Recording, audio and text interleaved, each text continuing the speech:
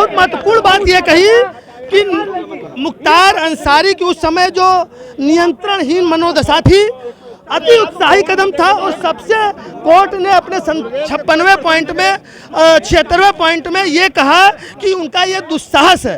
तो 3.76वें पॉइंट में कोर्ट ने बहुत इलाबोरेट बताया कि मुख्तार जो उस वक्त जो 20-22 साल के थे वो नियंत्रणहीन मनोदशा थी उनकी।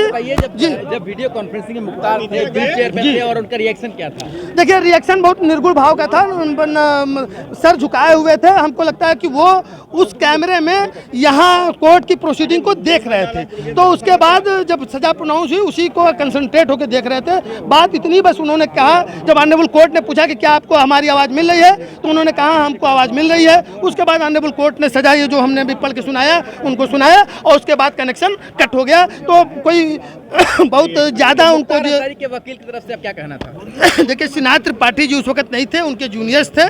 तो सिन्हा त्रिपाठी के का जो सुबह वर्जन आया था वो उन्होंने कुछ बातें कही थी कि ये जो मामला है उस समय तक उनके पास कोई केस नहीं था। जैसे जिस समय सुबह बहस हुई थी कि सजा के क्वांटम पे, उनके वकील ने कहा कि उस समय तक कोई उनकी आपराधिक इतिहास नहीं था, मतलब ये उनका पहला अपराध था, वो ये कहना चाह रहे थे। और इनका इस पूरे अपराध में एक्टिव पार्टिसिपेशन नहीं था। एक्टिव पार्टिसिपेशन का मतलब ये था कि जो भी कृत्य किया गया, वो जो आर्म्स क्लर्क था, जो श्रीवास्तव जी जो मर गए दौरान मुकदमा, जिनको भी इसमें सहमुलजिम बनाया गया था, चूंकि वो दौरान मुकदमा मर गए इसलिए उनकी प्रोसीडिंग खत्म हो गई। और वो कहे कि कन्विक्शन 303 में जाएगा, मतलब कि ये जो सजा यहाँ सुनाई जा रही है वो यहाँ न सुना करके वापस ट्रायल कोर्ट जो गाजीपुर है, चूंकि यहाँ पे प्रिवेंशन ऑफ ये जो भ्रष्टाचार निवारण के तहत चूंकि धाराएं थी उसके तहत ये मुकदमा चल रहा था, चूंकि उसमें एक्विटल हो गया, लिहाजा ये बैक गाजीपुर ये मुकदमा जाना चाहिए, ये वो कह रहे थे।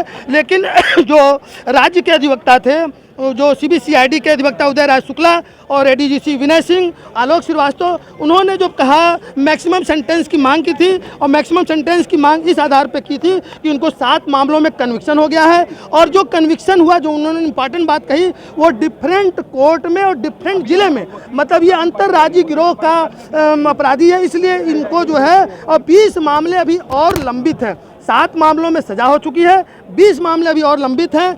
बहुत बड़ा आपराधिक इतिहास है। एक सुप्रीम कोर्ट की नजीर भी दी है जिसके तहत इनको मैक्सिमम मतलब सजा सुनानी। जी ये बताइए कि जो धारा के अनुसार आप कारावास बता रहे हैं, हाँ, तो जुर्म के आधार पर बताइए कि कौन-कौन से जुर्म के आधार पर उनको सजा हुई है? देखिए, 420 में 7 वर्ष की सजा है। 420 का पूरा 420 में तो धोखाधड़ी, फ्रॉड जो है उसको इलॉबरेट करने में थोड़ा समय लगेगा, तो इसमें 7 वर्ष की सजा है। 467 मतलब किसी मतलब दस्तावेज का फैब्रिकेशन करना, उसमें आजीवन कारावास है, उसको असल की तरह इस्तेमाल करना। 468 भी उसी लाइट में है। और 30 आर्म्स एक्ट में मतलब कोई इलीगल वेपन्स रखना, मतलब कि जो है उसको, क्योंकि उनका लाइसेंस फर्जी था, तो जो अच्छा, इसमें एक चीज़ और जो इम्पॉर्टेंट बातें कही गई थी, जो उन्होंने कहने का प्रयास किया था कि डिफेंस लॉयर ने, कि जो आर्म्स खरीदे गए थे उनको क्रय करने का कोई साक्ष्य नहीं था। क्रय कर की लाइसेंस प्राप्त की गई थी, उसको क्रय करने का कोई साक्ष्य पत्रावली पे नहीं था। विक्रय करने की एंट्री मिल रही है, मतलब वो जो डबल बैरल गन खरीदी गई वो कहाँ से खरीदी गई, इस बात का कोई एविडेंस पत्रावली पे नहीं है।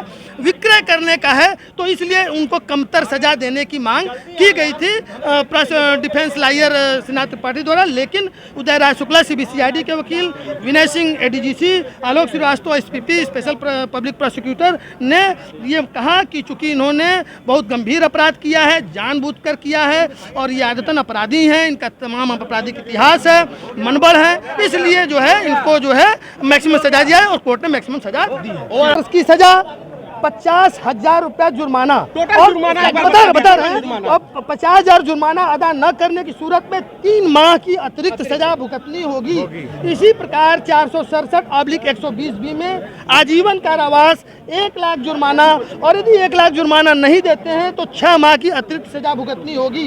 इसी प्रकार IPC की धारा 468 के तहत 7 वर्ष की सजा, 50,000 जुर्माना, और जुर्माना न अदा करने पर 3 माह की अतिरिक्त सजा। और इसके बाद 30 आर्म्स एक्ट में 6 माह की सजा सुनाई गई है और 2,000 जुर्माना अदा न करने पर 1 सप्ताह और जो है उनको सजा भुगतनी पड़ेगी। इस प्रकार मुख्य बात यह है कि 467 में इनको आजीवन कारावास की सजा हुई है और आधार पर सजाएं कम करती हैं। उसका वो अलग प्रोसीजर है, जेल मैनुअल है, वो अलग बात है। लेकिन इनके आपराधिक इतिहास को देखते हुए कोई भी सरकार इनको किसी प्रकार की रियायत देगी ऐसा मुझे बाबा नहीं जी लगता। की सरकार है, ये जो बात भी चलेगा सब होगा। ये बात बाबा जी की सरकार है, बाबा जी की सरकार में जी किसी के साथ कोई अन्याय, लेकिन गुंडाई नहीं होगी। देखिए कुल 100 होगा चूंकि हर किसी के साथ। यार अंसारी को 420 में 7 वर्ष की सजा सुनाई है और 50,000 जुर्माना अदा करने के लिए कहा है, और यदि जुर्माना नहीं अदा करते तो 3 माह की अतिरिक्त सजा सुनाई जाएगी। 467 में ताजिरात हिंद आईपीसी के तहत आजीवन कारावास की सजा सुनाई गई है और 1 लाख जुर्माना भी लगाया गया है। यदि जुर्माना अदा नहीं करते हैं तो 6 माह की सजा और भुगतनी